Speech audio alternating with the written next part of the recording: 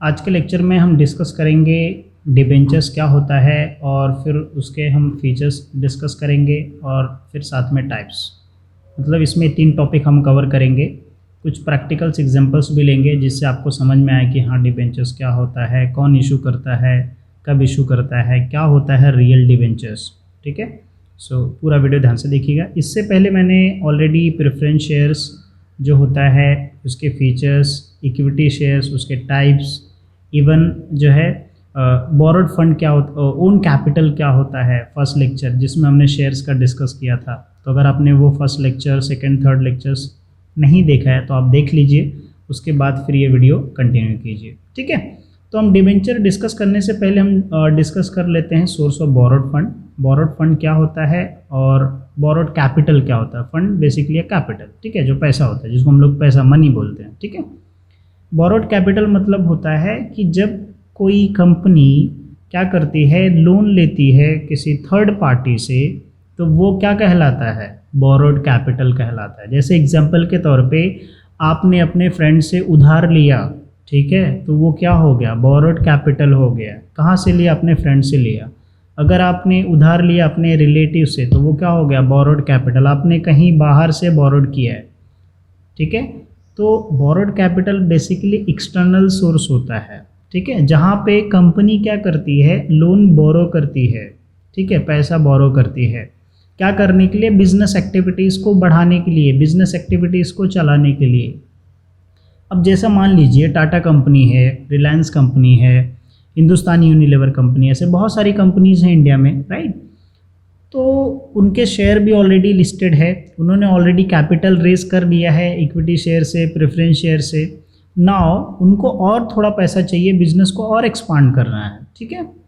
तो उसके लिए कंपनी क्या करती है, लोन बोरो करती है। ठीक है, कहाँ से बोरो करती है, बैंक से, ठीक है, या पब्लिक से। तो लोग जैसे इक्विटी शेयर में पैसा डालते हैं वैसे डिबेंचर्स में भी डालते हैं। वैसे इंस्टीट्यूट भी क्या करता है, बैंक भी क्या करता है, पैसा डालता है। तो उस काइंड को हम लोग बोलते हैं बोरोड कैपिटल। अब बोरोड कैपिटल में बेसिकली 4 टॉपिक आते हैं। जैसे डिबेंचर्स के थ्रू बोरोड कैपिटल मतलब कैपिटल पैसा लेके आ सकता है, या तो एक्सेप्टिंग डिपॉजिट के थ्रू पैसा लेके आ सकता है कंपनी, या बॉन्ड्स के थ्रू लेके आ सकता है, या तो लोन्स के थ्रू।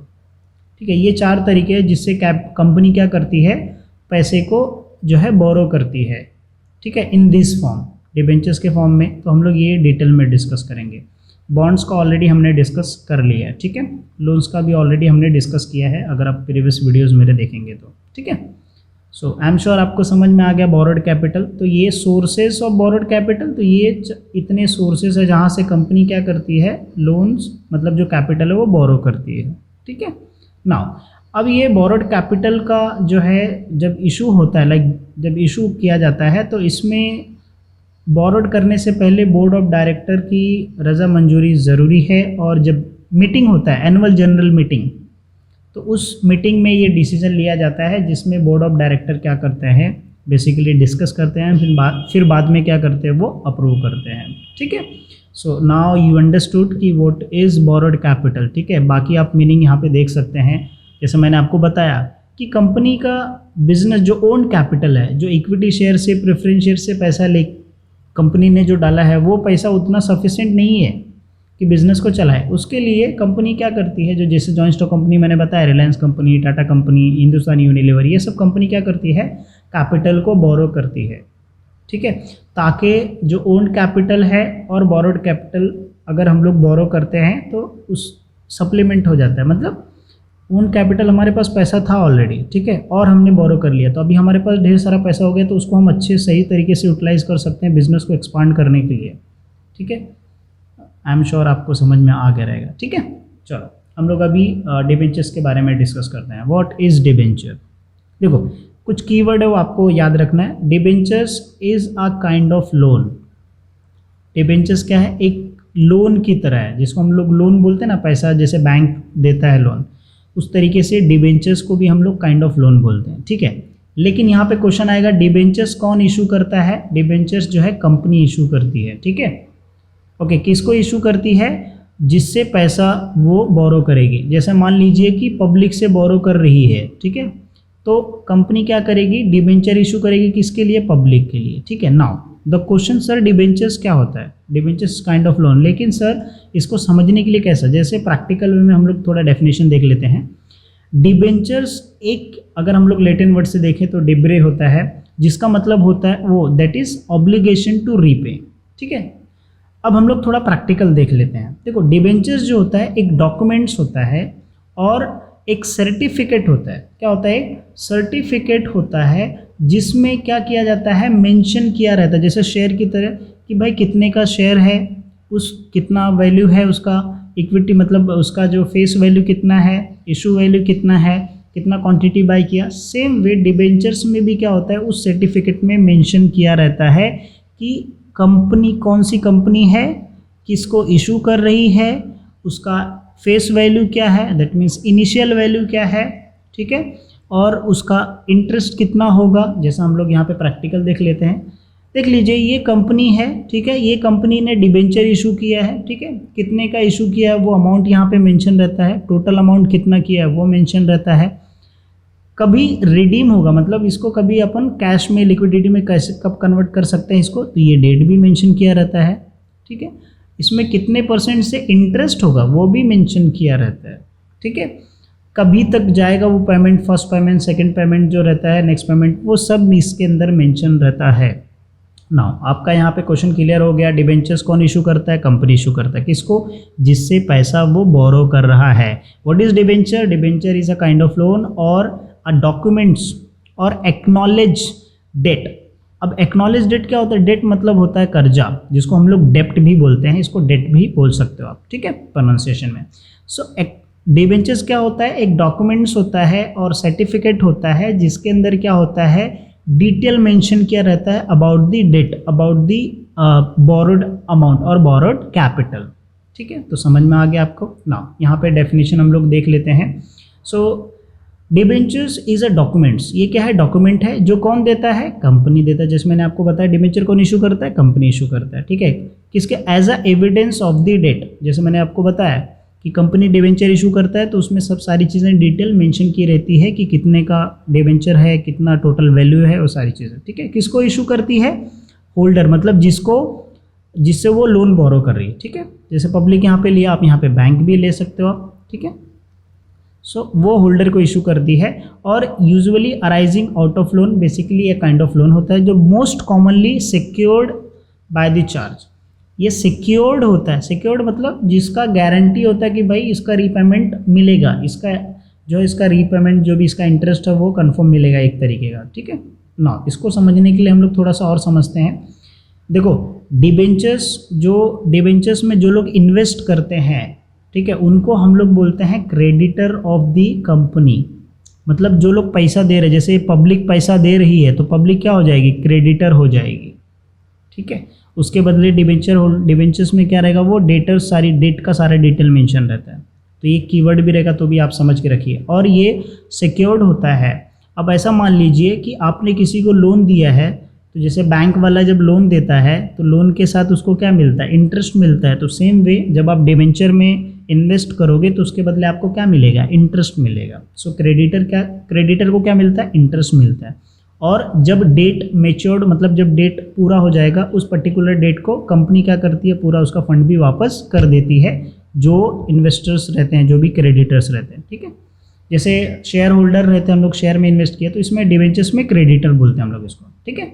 सो नाउ आपको पूरा अच्छे से समझ में आ गया कि क्या होता है डिबेंचर्स, ठीक है। आप एक मीनिंग लिखा है, ये भी आप देख सकते हो, इस debenture is certificates under the common seals of the company. जैसे रिलायंस कंपनी अगर इशू करे तो रिलायंस कंपनी का पूरा वो लोगों के साथ, उसका स्टैम्प, कंपनी के स्टैम्प के साथ पूरा डिटेल मेंशन रहता है, right. So I am sure आपको समझ में आ गया रहेगा। डिबेंचर्स मोस्टली जो इशू किया जाता है वो मीडियम टर्म और लॉन्ग टर्म के लिए होता है। What is medium term, medium term basically 1 year से 5 ईयर्स आप बोल सकते हो, और long term more than 5 years. So capital जो लॉन्ग टर्म के लिए यूज़ करने के लिए कंपनी क्या करता है, बोरो करता है, ओके। सो आई होप आपको सारा डिटेल समझ में आ गया। नाउ हम लोग कुछ प्रैक्टिकल एग्जांपल देख सकते हैं। अब ये देखने के बाद आप गूगल पे सर्च भी कर सकते हैं आप कि भाई जैसे एडलवाइज फाइनेंशियल सर्विस है, इसने क्या किया था, डिबेंचर इशू किया था 17 अगस्त को, ओके। इशू साइज़ कितना था, 200 लॉट का था, ठीक है। इसके बाद फिर ये आप देख सकते हो कि 30 अगस्त को इशू किया था कोसमत्तम फाइनेंस लिमिटेड, फिर मुथूट जो है मिनी फाइनेंशियल ये इशू हुआ था, फिर ये 12 जुलाई को इशू हुआ था। ये कुछ लेटेस्ट एग्जांपल्स है जो जिन्होंने डिबेंचर्स अभी रिसेंटली इशू किया था। ठीक है, अब हम लोग डिस्कस कर लेते हैं फीचर्स। देखो फीचर्स में बहुत सारे पॉइंट हैं ना, आपको कितने पॉइंट्स लिखने हैं पहले वो हम डिस्कस कर लेते हैं। देखिए अगर ये 8 मार्क के लिए पूछता है तो आप 10 पॉइंट लिख लीजिए मीनिंग और डेफिनेशन के साथ। ठीक है, 10 point is enough, even 8 points भी लिखते तो भी चलेगा। ठीक है, अगर ये 4 मार्क के लिए पूछता है so you can write maximum 6 point with definition. ठीक है, अगर आपने डेफिनेशन लिख दिया 6 पॉइंट लिख दिया दैट इज इनफ। जो भी आपको इजी लगे वो आप लिख सकते हो, कोई भी असेंडिंग ऑर्डर डिसेंडिंग, मतलब जो आपको पहले आ रहा है वो आप लिख सकते हो। जरूरी नहीं है कि आपको प्रॉमिस पहले लिखना है फिर उसके बाद फेस वैल्यू लिखना है, ऐसा नहीं। जो भी आपको आ रहा है नो वोटिंग राइट ये आप पहले लिख सकते हो, कोई दिक्कत नहीं। ठीक है, चलो तो हम लोग एक्सप्लेन करते हैं, पहले डिटेल में देख लेते हैं। प्रॉमिस बेसिकली जो है डिबेंचर जब कंपनी इशू करती है तो कंपनी क्या करती है, प्रॉमिस करती है कि भाई हम इतने अमाउंट का लोन आपसे बोरो कर रहे हैं, आपसे ले रहे हैं पैसा इतना, और उस पैसे को हम इतने टाइम में लौटा देंगे। ठीक है, उसके लिए एक सर्टिफिकेट दे देता है। ठीक है, किसको, जिससे लोन बोरो कर रहे हैं। समझ में आया कि नहीं समझ में आया? ठीक है, चलो एग्जाम्पल देखते हैं हम लोग। एग्जाम्पल के तौर पे ABC लिमिटेड कंपनी ने, ओके, ABC लिमिटेड कंपनी ने बोरो किया, ठीक है, डिबेंचर्स के फॉर्म में, किससे, XYZ पर्सन बोल सकते हो या बैंक बोल सकते हो या फाइनेंशियल इंस्टीट्यूट से। ठीक है, XYZ लिमिटेड से। ठीक है, अब डिबेंचर क्या करेगा, ये ABC लिमिटेड कंपनी ने क्या किया, इशू किया डिबेंचर्स, और उस डिबेंचर्स क्या होता है, एक सर्टिफिकेट होता है, एक नॉलेज होता है अबाउट डेट जिसमें डिटेल लिखा रहता है। और फिर ABC लिमिटेड कंपनी ने प्रॉमिस किया किसको, XYZ कंपनी को, कि हम इतने टाइम में आपको क्या करेंगे, पे करेंगे, और हर महीने का, इवन हर ईयरली बेसिस पे या क्वार्टरली बेसिस पे हम आपको इंटरेस्ट भी पे करते रहेंगे जो अमाउंट रहेगा उसका। ठीक है, और ये दोनों के बीच में एग्री होता है। ठीक है, आई एम श्योर आपको समझ में आ गया रहेगा ना। Face value, face value is very simple. Face value basically initial value होता है, जो कॉस्ट होता है स्टार्टिंग का वो होता है। अब डिबेंचर्स जैसे इक्विटी शेयर में 10 रुपया भी होता है, ठीक है, 15 रुपये भी होता है, 20 रुपये भी होता है, 100 रुपये भी होता है। प्रेफरेंस शेयर्स में मिनिमम 100 रुपीज़ से उससे ज़्यादा होता है। फिर डिबेंचर होल्डर में भी जो है, डिबेंचर्स में भी जो है मिनिमम आपको 100 और 100 से ज़्यादा वैल्यू होती है फेस वैल्यू मिनिमम। ठीक है, मतलब इसकी वैल्यू, फेस वैल्यू ज़्यादा होती है as compare to equity shares और preference shares. Okay, time of repayment, priority of repayment और एश्योरेंस ऑफ रीपेमेंट, तीनों पॉइंट आपको सिमिलर दिखेगा, राइट। सिमिलर समझ में आएगा कि सब एक ही है, नहीं सब डिफरेंट है। एक एक करके हम डिस्कस करते हैं। देखो टाइम ऑफ रीपेमेंट मतलब डिबेंचर्स में जो टाइम दिया जाता है, जैसे मैंने आपको बताया कि इसमें जो डेट मेंशन रहता है उस पर्टिकुलर डेट पे क्या हो जाएगा, वो रिडीम हो जाएगा। क्या हो जाएगा, उसको रिडीम कर दिया जाएगा, तो उसको बोलते हैं टाइम ऑफ रीपेमेंट। ठीक है, अब priority of repayment, priority basically पहला प्रेफरेंस देना। ठीक है, जैसे एग्जांपल के तौर पे अगर कंपनी जो भी साल में प्रॉफिट कमाई या अर्न नहीं की, जो भी रहेगा साल का जो बिजनेस रहेगा, उसमें से जो पैसा रहेगा सबसे पहले किसको जाना चाहिए, डिबेंचर्स को जाना चाहिए। That means giving priority debentures. और फिर उसके बाद जब बचेगा तो प्रेफरेंस शेयर्स को जाएगा, फिर उसके बाद जब बचेगा तो इक्विटी शेयर को लास्ट में जाएगा। अगर कुछ नहीं बचा तो इक्विटी शेयर को कुछ नहीं मिलेगा, ऐसा हो जाता है। सो प्रायोरिटी बेसिकली आप किसको प्रेफरेंस दे रहे हो, तो पहला प्रेफरेंस किसको जाता है, डिबेंचर्स को। तो कंपनी क्या करती है, रीपेमेंट का प्रेफरेंस डिबेंचर होल्डर को पहला करती है, उसको बोलते हैं प्रायोरिटी ऑफ रीपेमेंट।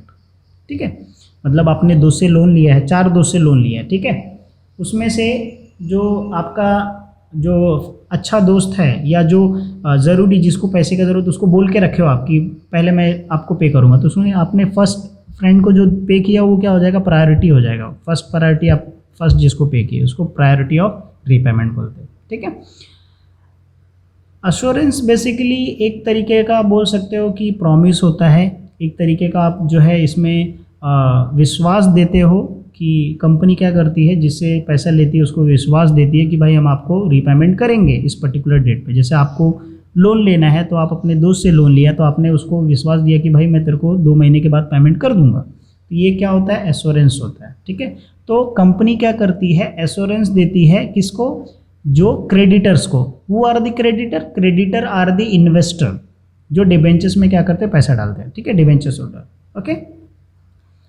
इंटरेस्ट, जैसे लोन अगर आप लेते हो बैंक से तो आपको क्या देना पड़ता है, इंटरेस्ट देना पड़ता है, ठीक है। बैंक क्या चार्ज करता है, इंटरेस्ट चार्ज करता है, राइट। तो सेम वे जब आप डिबेंचर, कंपनी जब डिबेंचर इशू करती है तो उसके बदले क्या पे करती है, इंटरेस्ट पे करती है। मेरा यहाँ पे क्वेश्चन है कि अगर इक्विटी शेयर रहेगा या प्रेफरेंस शेयर रहेगा तो वहाँ पे क्या दिया जाएगा, इंटरेस्ट दिया जाएगा या डिविडेंड दिया जाएगा। Okay, I will wait for your question. मुझे समझ में भी आएगा कि आपको समझ में आ रहा है कि नहीं, ठीक है। पार्टीज टू दी डिबेंचर्स, अब देखो इसमें कितने पार्टी, बेसिकली 3 पार्टीज इन्वॉल्व होता है। पहला जो पार्टी होता है वो कंपनी होता है जो क्या करता है, डिबेंचर इशू करता है, ठीक है। दूसरा जो होता है वो ट्रस्टी होता है, क्या होता है, ट्रस्टी। और तीसरा जो होता है डिबेंचर्स होल्डर रहता है, ठीक है। ये 3 जो है 3 पार्टी होते हैं, कंपनी, ट्रस्टी, डिबेंचर होल्डर, ठीक है।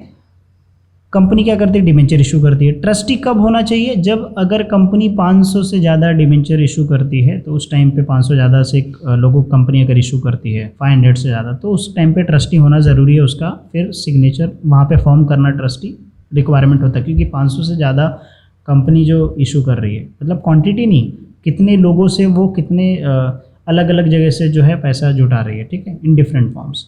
डिबेंचर होल्डर बेसिकली जो इन्वेस्ट करता है डिबेंचर्स में। Okay, now status of the debenture holder, debentures holder का क्या स्टेटस दिया जाता है, basically creditor of the company होता है, ठीक है। उसको हम लोग status of debentures holder. Now जो लोग पैसा क्या करते हैं, इन्वेस्ट करते हैं डिबेंचर होल्डर में, they are the creditor of the company. Okay, no voting rights, debenture holder के अंदर कोई वोटिंग राइट्स नहीं होता है। हाँ, कुछ वोटिंग राइट दिया जाता है रिगार्डिंग इंटरेस्ट रहता है, बट इसमें आप मान के चलो कि इसमें डिबेंचर्स में एक्चुअल में कोई वोटिंग राइट्स नहीं दिया जाता। इक्विटी शेयर में वोटिंग राइट्स होता है, प्रेफरेंस शेयर में भी होता है, लेकिन उसमें सिर्फ और सिर्फ डिविडेंड से रिलेटेड वोटिंग राइट्स होता है। इक्विटी शेयर में मैनेजमेंट रिप्रेजेंटेटिव सेलेक्ट करना, ठीक है, एनुअल जनरल मीटिंग, वहाँ पे दिया जाता है वोटिंग राइट्स इक्विटी शेयर्स को, डिबेंचर्स में नहीं होता, ठीक है। सिक्योरिटी क्या होता है, सिक्योरिटी को पहले मैं आपको मीनिंग बताता हूँ। सिक्योरिटी मतलब जैसे एग्जांपल के तौर पे आपको 50,000 का लोन लेना है, ठीक है, you want to like loan 50,000 from the bank, तो बैंक वाला क्या बोलेगा, भाई हम 50,000 आपको लोन देंगे, लेकिन 50,000 का पहले मुझे सिक्योरिटी दो। तो आपके पास जो रहेगा, जैसे गोल्ड है आपके पास, तो आपने गोल्ड क्या किया, 50,000 का गोल्ड नहीं, कम से कम 80,000 का गोल्ड रहेगा, वो आपने इसको बैंक वाले को दिया। बैंक वाले ने क्या किया, आपको 50,000 लोन दे दिया और 30,000 जो रखा वो एज अ मार्जिन के तौर पर रखा है, 30,000 मार्जिन की, अगर आप रीपेमेंट नहीं करोगे तो वहाँ से वो जो है कवर करेगा पैसा। तो ये क्या हो गया, सिक्योरिटी के तौर पे आपने गोल्ड दे दिया। तो सेम वे डिबेंचर्स सिक्योरिटी के तौर पे जो है सर्टिफिकेट देता है, एक्नॉलेज देता है डेट का, ठीक है, उसको हम लोग सिक्योरिटीज बोलते हैं। इशूअर बेसिकली कंपनी जो क्या करती है, इशू करती है। ओके, अब यहाँ पे लिस्टिंग बोला है कि डिबेंचर वही कंपनी इशू करती है जो क्या होती है, लिस्टेड होती है स्टॉक एक्सचेंज में, बिजनेस NSE और BSE में। ट्रांसफरेबिलिटी मतलब ट्रांसफ़र कर सकते हैं, मतलब आपके पास जो डिबेंचर्स है वो इजीली आप ट्रांसफ़र कर सकते हो तो third party, so that is what the transferability, ठीक है। सो आई एम श्योर आपको समझ में आ गया what is features of debentures, now the types. बहुत ईजी है, ईजी वे में आपको समझ में आ जाएगा। अगर आपको स्टार्टिंग से लेक्चर समझा है अभी डिबेंचर्स क्या होता है, उसके फीचर्स, तो ये भी बहुत ही ईजी है, आपको याद भी हो जाएगा तुरंत, ठीक है। देखो, सिक्योर्ड डिबेंचर्स और अनसिक्योर्ड डिबेंचर्स, तो इसका मतलब ये है कि सिक्योर्ड जो होता है वो उसके अंदर कंपनी जब इशू करती है डिबेंचर्स तो उसके बदले वो सिक्योरिटी के तौर पे, जैसे बिजनेस का जो एसेट है वो वहाँ पे मतलब उसको एज्यूम करती है। अनसिक्योर्ड में क्या होता है कि कोई भी एसेट ऐसा सिक्योरिटी के तौर पे नहीं रखा जाता है। अब सिक्योरिटी में जैसे एग्जांपल के तौर पे मान लीजिए यहाँ पे एक ABC लिमिटेड कंपनी है, ठीक है, I am again taking ABC limited company. अब ABC लिमिटेड कंपनी का जो एसेट है, ठीक है, जब वो लोन बोरो कर रही है, मतलब किसी थर्ड पार्टी से ले रही है, तो उसके बदले वो सिक्योरिटीज रख रही है ताकि उसका रीपेमेंट हो टाइम पे, ठीक है, टाइमली पे। अनसिक्योर्ड में ऐसा नहीं होता है, ठीक है। So secured debentures is good, unsecured थोड़ा सा रिस्की है। ओके, नाउ ट्रांसफ़र के बेसिस पे एक रजिस्टर है, एक बेरर है, जिसको हम लोग बेरर को अनरजिस्टर भी आप बोल सकते हो, ठीक है, जो रजिस्टर नहीं होता उसको बेरर बोलते हैं, बेरर डिबेंचर्स, ठीक है। अब रजिस्टर में क्या होता है कि जब कंपनी, जैसे ABC लिमिटेड कंपनी क्या करती है, जब डिबेंचर इशू करती है तो डिबेंचर होल्डर मतलब जो होल्डर है उसका नेम क्या करती है, मेंटेन करके रखती है, तो वो क्या होता है, रजिस्टर्ड बेसिकली। अनरजिस्टर्ड जिसका नाम क्या होता है, मेंशन नहीं किया रहता है, ठीक है, जो मेंटेन नहीं करती है कंपनी। ओके, रीपेमेंट बेसिकली एक रिडीमेबल है और इररिडीमेबल है। रिडीमेबल मतलब ये हुआ कि जैसे एग्जांपल के तौर पे यहाँ पे देखो लिखा है कि रिडीम एट पार ऑफ 31 दिसंबर, यहाँ पे समझिए कि 2021 है, ठीक है। तो जैसे ये डेट आएगा उस डेट पे क्या हो जाएगा, वो डिबेंचर जो है रिडीम हो जाएगा, मतलब आपने जो पैसा डाला था उस आप पैसा क्या हो जाएगा, आपको वापस से रिटर्न आ जाएगा। नाउ आपका क्वेश्चन होगा सर डिबेंचर में प्रॉफिट क्या मिलता है, भाई आपको जो इंटरेस्ट मिलता है ना वो क्या हो गया, आपका प्रॉफिट हो गया, ओके। क्योंकि पैसा तो आपका पूरा एक साथ तो मिल ही जाएगा, लेकिन आपको जो इंटरेस्ट मिल रहा है ईयरली बेसिस पे या क्वार्टरली बेसिस पे, तो वो क्या है, आपका प्रॉफिट ही एक्चुअली, ठीक। इररिडीमेबल मतलब ऐसा डिबेंचर जिसको आप रिडीम नहीं कर सकते हो, वो जो है वैसे जब तक कंटिन्यू जैसे डेट नहीं जब तक आता है, ठीक है, उस डेट तक आपका वो हमेशा परमानेंटली उस कंपनी के साथ वैसा रहेगा, ठीक है। आपको ईयरली या क्वार्टरली या मंथली जो भी उसका डेट रहता है उस बेसिस पे आपको इंटरेस्ट मिलता रहेगा, ठीक है, लेकिन आप उसको रिडीम नहीं कर पाओगे, ठीक है, सिर्फ आपको इंटरेस्ट मिलता है। Convertible, non convertible. कन्वर्टेबल मतलब एक ऐसा डिबेंचर जिसको आप इक्विटी शेयर में कन्वर्ट कर सकते हैं, उसको अपन कन्वर्टेबल डिबेंचर्स बोलते हैं। नॉन कन्वर्टेबल डिबेंचर बेसिकली ऐसा डिबेंचर जिसको अपन इक्विटी शेयर में नहीं कन्वर्ट कर सकते हैं, right. So I am sure आपको समझ में आ गया रहेगा। अगर आपको कुछ क्वेश्चंस है तो आप जरूर कमेंट सेक्शन में पूछ सकते हैं। तो ये सेकंड चैप्टर ऑलमोस्ट कंप्लीट हो गया है, क्योंकि एडीआर जीडीआर जैसा मैं आपको यहाँ पे स्टार्टिंग में ले चलता हूँ, जैसे आपको मैं समझाता हूँ कि हमने जब लेक्चर स्टार्ट किया था तो देखिए हमने शेयर्स के बारे में डिस्कस कर लिया, रिटेन अर्निंग का भी ऑलरेडी वीडियो पहले से मैं बना के रखा था, इक्विटी शेयर भी डिस्कस कर लिया, प्रेफरेंस शेयर्स भी डिस्कस कर लिया, डिबेंचर्स भी हमने डिस्कस कर लिया, एडीआर भी डिस्कस कर लिया, जीडीआर भी, बॉन्ड्स भी हमने डिस्कस कर लिया। सो आई एम श्योर आपको समझ में आ गया रहेगा। अगर आपको और ये बैंक के ऊपर या फाइनेंशियल इंस्टीट्यूट क्रेडिट के ऊपर टॉपिक चाहिए तो आप कमेंट कीजिएगा, मैं डेफिनेटली श्योर बाद में अपलोड कर दूंगा। सो ये सारे इंपॉर्टेंट क्वेश्चन थे, सारे हमने डिस्कस कर लिए हैं। अगर आपका कुछ क्वेश्चन है तो आप कमेंट सेक्शन में जरूर मेंशन कर सकते हैं। यहाँ पे देखिए एक्सटर्नल सोर्स बेसिकली बोरोड होता है, internal source basically own capital होता है, ठीक है, within the organization. So this is just for information. So मिलते हैं नेक्स्ट वीडियो में, ठीक है।